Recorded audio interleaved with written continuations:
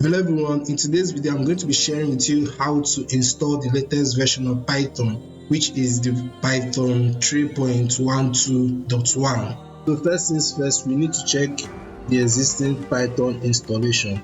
That is simply to say if Python is already in your system. So we need to open up our command prompt, and you can do this by typing cmd. You need to click on open and it should open. So we need to check if Python is already installed in our system, and you can do this by typing Python in lowercase. So if you get this message, it means Python is already installed in your system. If you get an error message showing you that Python is not recognized as an internal or external command, you don't need to worry. It just simply means Python is not installed in your system.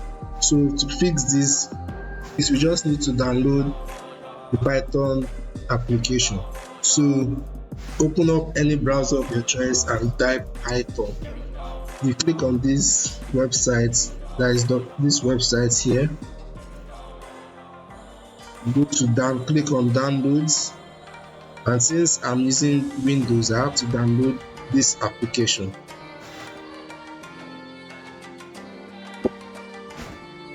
So it showed me download is done. First thing I have to do is to install the app.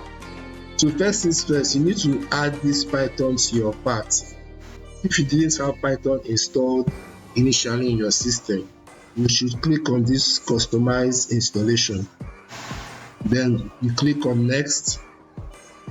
Then you click on this install Python 3.12 for all users.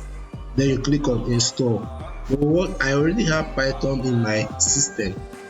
I just want to update it. So if you want to update, if you already have Python in your system and you just want to update, you click on install now. And now the setup has been installed successfully. So all you need to do is to close it. So here we need to check Python and see whether it has been installed successfully. So to check the version of Python currently installed, you have to just type Python /version.